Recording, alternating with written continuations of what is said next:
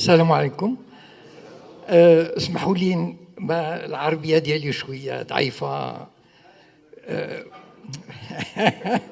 لا بس الفكر خصو فوكابيلير صحيح ماشي. Donc je vais parler en français et puis j'essaierai de lancer quelques mots en arabe comme repère. Et si vous avez des questions, vous pouvez toujours me poser, puis on essaiera de trouver un terrain d'entente. Voilà. D'accord, voilà. S'il y a un problème, voilà. Donc, la nation arabe traverse depuis des décennies une situation très difficile, très compliquée. Les plus âgés se rappellent les années 50 et 60 lorsque on écoutait Kalsoum Sawtul Arab min al-Qaïra et on rêvait d'unité, d'indépendance et d'anti-impérialisme. Et malheureusement, la création de l'État sioniste a brisé ce rêve. Je ne vais pas faire l'historique, mais si on part de cet idéal et on voit ce qui se passe aujourd'hui, c'est une catastrophe. Il n'y a pas d'autre mot.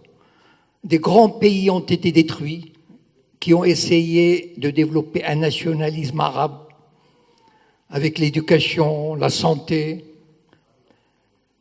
ont été détruits, et d'autres ont été rendus quasiment esclaves ou dépendants de l'impérialisme. Qui résiste aujourd'hui? Aujourd'hui, le point qui mettait ensemble le monde arabe, qui le mobilisait, c'est-à-dire la Palestine, est en train d'être avalé par le plan Trump, c'est-à-dire réduite à une réserve, comme les Indiens d'Amérique. C'est une réserve de main-d'œuvre qui construit en Palestine occupée, qui construit les immeubles des colons. Ce sont les ouvriers palestiniens qui travaillent dans les usines des colons. Ce sont les ouvriers palestiniens. Et malgré tout, on leur promet un État dans 4 ans, mais cet État ne verra jamais le jour. Et s'il voyait le jour, ce serait comme un protectorat, comme le protectorat marocain de l'IM français. Donc, et le mouchkiloua, c'est que le sionisme, il est très malin.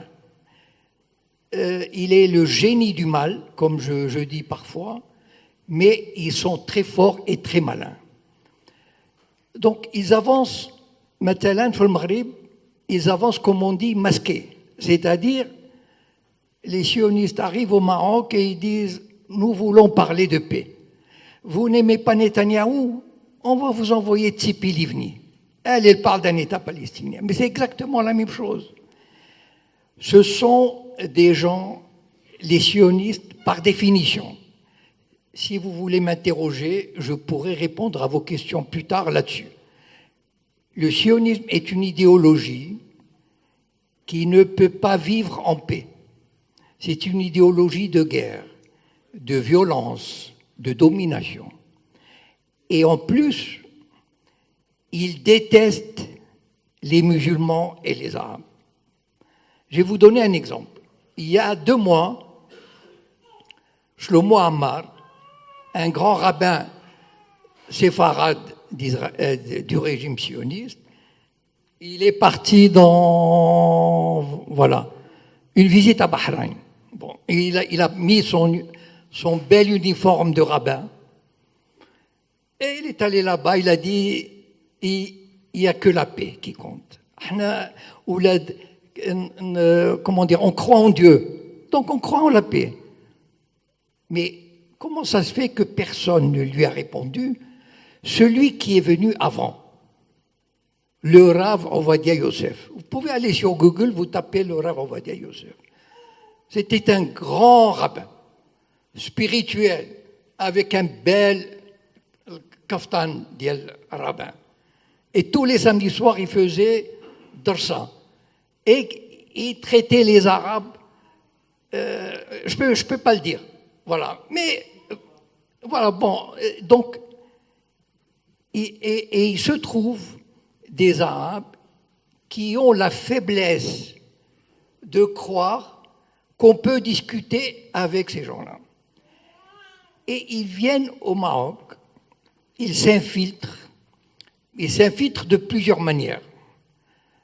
Ils viennent, ils disent, c'est un pays de tolérance, on a toujours vécu ensemble, et on peut dialoguer, etc., etc. Et malheureusement, il y a deux raisons qui font que ça marche. La faiblesse du régime marocain, qui a toujours été l'allié, qui s'est voulu être l'allié de l'Amérique. Depuis, peut-être un petit peu moins Mohamed el-Khamis, mais Hassan II, c'était un allié de l'Amérique. Donc il était prêt à tout pour garder l'alliance avec l'Amérique. Et donc, vous savez, le Mossad, il a des agents qu'on appelle les Sayanim.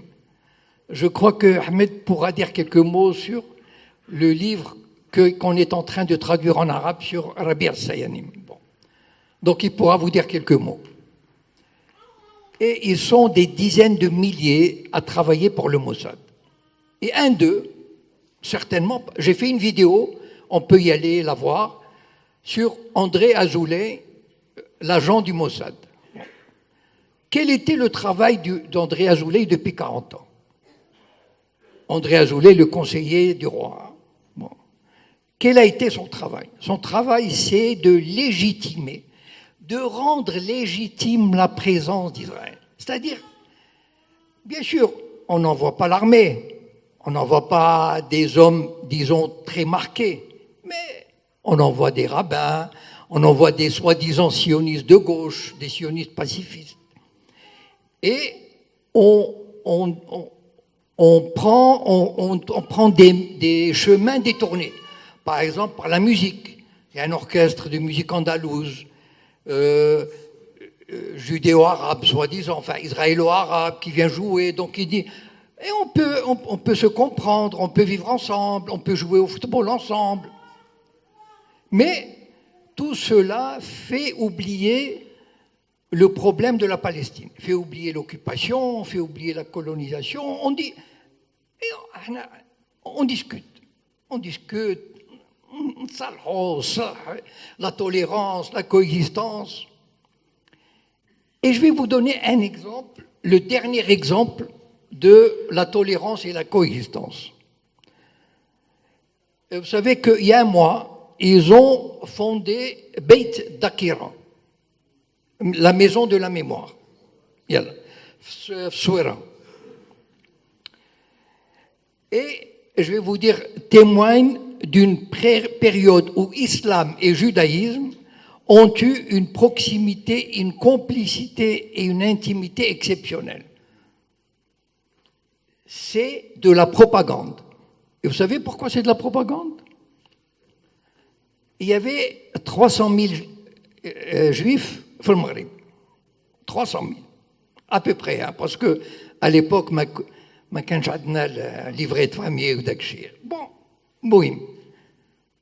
Il y avait 300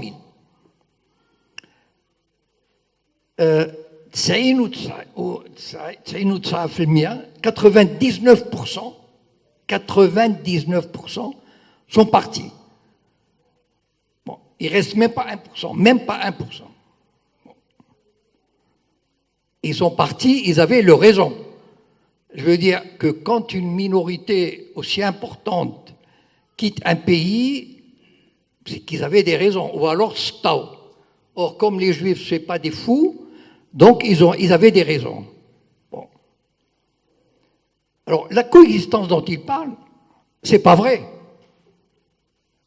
C'est de la propagande.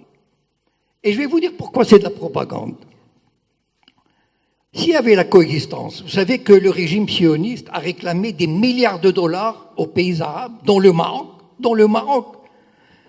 Parce qu'il prétend, le régime sioniste prétend que ces juifs ont été expulsés et leurs biens confisqués, comme les réfugiés palestiniens. Si on avait vécu en harmonie, vous venez après réclamer des milliards, parce que c'est pas vrai.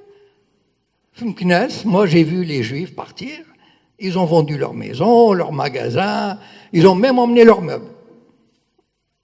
Chez moi, mes parents, ils ont retrouvé leurs meubles là-bas. Donc c'est pas... Voilà.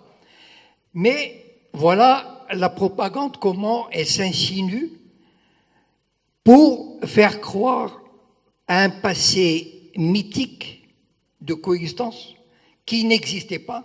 C'est pas qu'on a mal vécu, on a globalement bien vécu.